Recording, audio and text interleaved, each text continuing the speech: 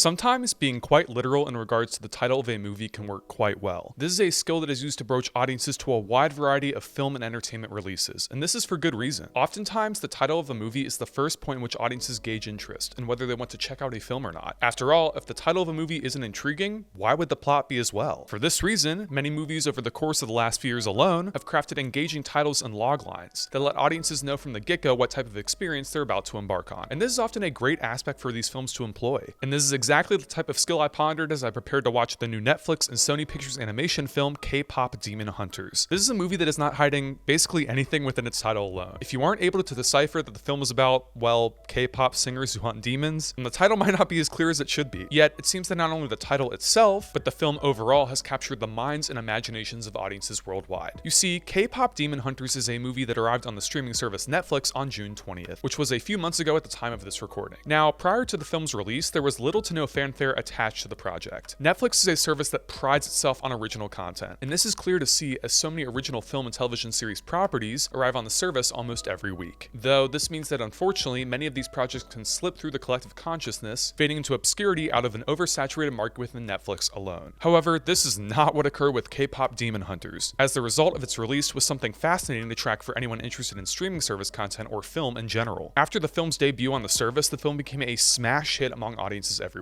Over the course of the last few weeks alone, the movie has been brought to the forefront of the public conversation. No matter where you turn in the most unexpected places imaginable, the film and its overarching reach has left an indelible stamp upon pop culture. The film was highly praised by both critics and audiences alike, and it broke several records on the streaming platform alone. The film reached Netflix's most watched animated movie of all time honor on July 29th, and it has reached 158.8 million views since its release. To say that K-Pop Demon Hunters is a phenomenon is an understatement, and it is incredible to see an animated film collectively capture the attention of so many eager audience members. I wish I could have been able to say that I was involved in the hype from day one, but unfortunately, as is the case with a busy life of a film critic during the summer movie-going months, my attention was unfortunately focused elsewhere, and I unfortunately could not devote time to viewing the film. In the weeks since its release, it is a movie that has continued to appear at odd ventures within my own life, and the impact cannot be denied at this point. I've seen countless advertisements and TV spots celebrating the film. My Letterboxd mutuals have been raving about the film all over the platform, cheering on the filmmaking team and what the movie accomplishes artistically with ease. Even some of my own friends have been practically screaming at me to view the film. Even people who aren't necessarily into film in general. For these reasons and more, I finally knew that I had to check out K-Pop Demon Hunters for myself, to finally see all of the madness and intrigue that surrounded this film property. Yet, I didn't want to check out the film in just any specific fashion. You see, Netflix has made the rare decision to re-release the film in select US theaters this weekend with a special edition sing-along version, in which the lyrics to the popular songs within the film are projected in a synchronized fashion, and the eager audience can sing and dance along to their heart's content. As I discovered that a local theater not far from me was also participating in the sing-along event, I decided that this would be the perfect venue to discover the film for myself. This wasn't solely because of the collective fan experience that I hope would be engaging and appealing during the film itself, but also because this would give me a chance to view the film as many movies are intended, on the biggest screen imaginable. Prior to watching the film, I knew that this movie was big, but nothing, and I mean nothing imaginable, could have prepared me for just how extensive of a phenomenon it has become. As I arrived at the theater and walked into the lobby, I was shocked to find that the entire lobby was full of the buzzing of conversation and lines everywhere, full of eager families practically jumping with excitement. The atmosphere could only be described as electric. A few patrons wore t-shirts with the in-film K-pop group's logo on it, and I watched as countless fans and audience members poured into the auditorium for the upcoming showtime. Walking into the auditorium as the pre-roll advertisements began, I was absolutely shocked to find that the electric atmosphere in the lobby was then carried into the theater itself, as the loud din of conversation and the excitable behavior of both kids and adults alike made abundantly clear. This was an experience within a theater that I had not seen for some time, and usually it was only for event-level cinema such as Marvel blockbusters or even the Avatar films. Yet, a re-release of an animated children's film on Netflix had garnered not just an excitable reaction thus far from its audience, but it had also brought out audiences to the theater in droves, as the showtime I was attending was nearly sold out, and all future showtimes for that night alone were sold out as well. As I settled into the middle of my crowded row, I was not entirely sure what I had signed myself up for exactly. Yet what I received in the end was beyond anything I could have comprehended or even expected going in. As the film started and the opening musical number was projected with vibrant colors and a thumping backing bass, I was shocked and delighted to find that several audience members, both kids and their parents, were standing up and dancing during the songs, screaming out the lyrics and just having a sense of fun that has rarely been felt inside of this venue before. And this passionate reaction didn't just stop at the songs either. The varied emotional reactions throughout the film's runtime were one of the highlights of this entire experience, as the audience collectively laughed, shouted, and even cried at portions of the film throughout. At that moment sitting there during the film, I realized something. At that moment, I realized that this is what makes cinema in general matter so much. It's how this art form can bring together people from all walks of life, how it can enthrall audiences into the thick of these well-realized and stylized worlds and transport them to another realm entirely for 2 short hours. And out there, this film might be the defining spark that truly ignites the passion of filmmaking for someone and helps them pursue that dream in the future. And on that level, I just have to say that this film was one of the best theater experiences of my entire life. And beyond that, the film itself was genuinely beyond anything I could have expected or intended prior to watching. In my assessment of its quite literal title, I was correct. The film indeed was about K-pop Demon Hunters. Yet it is so much more than just that. This is the rare animated film that showcases an intense amount of depth and compassion in every single moment. This is the rare animated film that showcases rare characterization moments in a grounded tone, allowing for moments of lighthearted fun, while simultaneously laying out serious motivations and moments that instill a poignant emotional current into the material. To say I was blown away by K-pop Demon Hunters is an understatement. This is a deceptively simple movie on its surface, as at face value, the film ultimately doesn't appear to be much. Yet, as you pull back those layers throughout its runtime and begin to delve into the real heart of the material here, you'll find a film that not only remains wholly rousing and artistically unique, but also surprisingly complex and mature for what the material tries to achieve. In K-pop Demon Hunters, audiences are introduced to a viral K-pop sensation, Hunter X, a talented group that is at the height of their popularity. Touring worldwide for their adoring fans as their singles and albums reach the heights of the music charts, the 3 girls, Rumi, Mira, and Zoe, are close-knit due to their love and passion for music. Yet this love and passion for music also underlies ulterior motives, as, you might have guessed it, these K-pop sensations are also demon hunters in their spare time, working hard and fighting against the forces of evil that invade their planet from a separate dimension. However, their battle soon becomes close-knit as the blurred line between their 2 professions becomes clearer, and each member will have to make personal sacrifices in order to combat a bigger threat than they've ever faced before. Part of the reason that K-pop Demon Hunters works so well as a cohesive film is because this is a project that relies entirely on the charisma and chemistry between its 3 leads to sell so much of the dramatic and emotional tension and nuance within this film's plot. And this is a movie that understands how to flesh out the character and their dynamics in such a natural and unflinching way. The characterization of Rumi, Mira, and Zoe is so well explored here, and their unflinching dedication to each other at the cost of personal struggles and success is so richly detailed and layered here. We get a unique look into the specific traits and emotional poignancy of each character, and they stand out in so many unique and distinct ways. Rumi feels insurmountable pressure as the lead vocalist of the group, ensuring that she leads the group to success, while simultaneously struggling with a dark secret that would ruin not only the group itself, but her personal relationships with her fellow band members and friends in the process. Mira feels pressure as the so-called black sheep of her family, unable to process a world outside of her role inside of the group, and looking for a sense of connection and family at the same time. And Zoe, the main rapper of the group, struggles with her own self-worth, wondering if she's quote-unquote good enough to stand apart inside of the group. Building off of all of these personal characterization moments and struggles in such a nuanced way, the film proceeds to highlight and exemplify these specific struggles through the lens of the main antagonist of the film, who further uses these weaknesses as a way to progressively beat the characters in a rare yet complex narrative turn. Yet, part of the strength of K-pop Demon Hunters is how these rare characterization traits build up to such a profound and poignant peak, where characters overcome their personal struggles by relying on the connections they form closest to them, and the unbounded love that can arrive from the most unlikely of places in our lives. And on this narrative level, K-pop Demon Hunters soars. When discussing the rare yet complex characterization within the film itself, also have to highlight the main antagonist of the film, who underlies ulterior motives and genuinely showcases insightful nuance in key areas throughout. Hunter X is consistently battling the demon ruler Guima, who sends armies from an alternate dimension in order to take as many souls to the human world as he can. This includes sending Jinu, a former human turned demon, and his associates to the human world under the disguise of a rival K-pop boy band, the Saha Boys, who seek to undermine Hunter X at every venture they possibly can. Yet, in a rare turn of events, the main antagonistic force of the film, Jinu, undergoes so much complex characterization and development throughout the film and its runtime. This is seen as the film explores his backstory at length. We watch as Jinu explains how he used to be a human 400 years ago living in poverty, who made a deal with Guima in order to remain successful and make a living for himself, yet also sacrificed his own family's well-being in the process, cursing his soul to Guima for eternity. Throughout the film, when viewing Jinu through this angle, we watch as his attitudes and motives slowly shift, as his interactions with Rumi become more insightful and profound. We watch as he starts to understand how his redemption can come about, and how he can become more than he was destined to be. This is such a profound and insightful moment of characterization for this film to achieve, and the movie executes it in such an incredible fashion. Yet, for all of the thematic complexities and nuances the film ultimately executes in spades, which makes the end product stand far apart from other animated films of this caliber, part of the reason why K-pop Demon Hunters works so well as a film is because of how it blends these mature moments and story beats with a fun and vibrant exterior that leaps off the screen and immerses audiences from the get-go. This movie is a blast from start to finish, and it is honestly hard not to leave it with a smile on your face. The K-pop K-pop elements on display throughout the film are so stylistic and unique, infusing the film with a whimsical and youthful energy that is felt from start to finish, especially within the dance numbers that explode on the big screen in such a major way. Animation from Sony Pictures Animation continues to bring that Spider-Verse-esque blend of 2D and 3D to the forefront of the industry in such a major way. This is a gorgeously rendered and artistically driven film from a visual standpoint. The style lends itself perfectly to the film's tone and atmosphere, replicating over-the-top and stylistic flourishes when needed, while also retaining a grounded visual style when the film requires it. The cinematography here showcases so much depth, playing around with different focal lengths, and the camera moves through the 3D space, almost as if the filmmakers intentionally wanted shots to look like they were plucked from real life. And there are genuinely some rendered shots in this film where I had to take a step back and really contemplate whether I was watching 3D animation or live action with how realistic the objects looked. All of this works incredibly well together to bring a unique visual tone to this film that is unlike anything I can confidently say I've seen before. And being a film based on a K-pop group, I have to mention the music soundtrack here, which is phenomenal. Several songs from the film have already made it to the forefront of pop culture, and it's easy to see why. The songs are toe-tapping, catchy, and energetic, even allowing the most grizzled of audience members, that means me,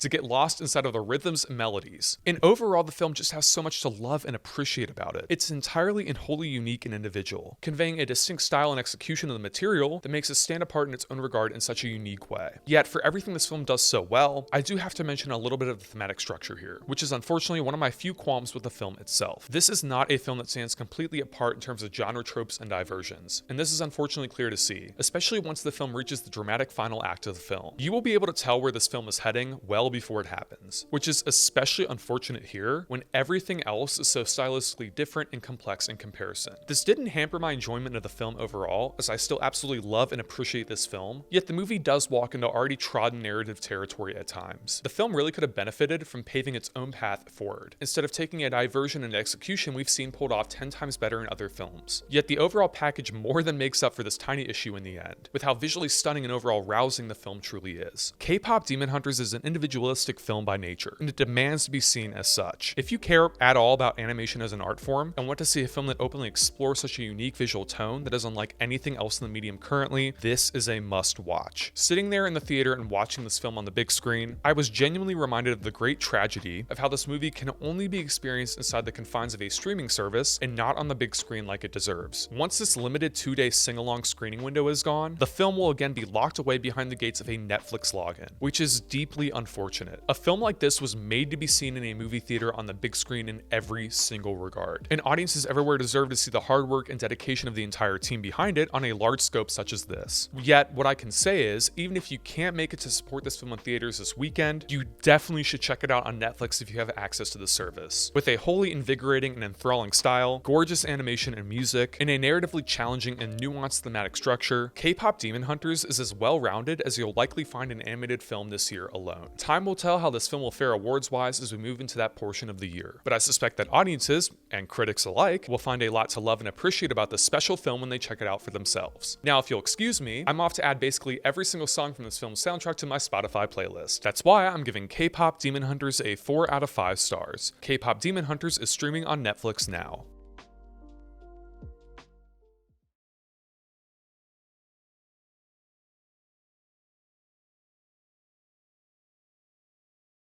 Hey guys, thanks so much for watching this review on my channel. If you're new around here and you like the content you see, don't forget to click that subscribe button down below, like the video, and turn on push notifications. Also, leave comment suggestions down below for future video, essay, and review topics. With that being said, until next time, this is Mitchell signing off. Peace out.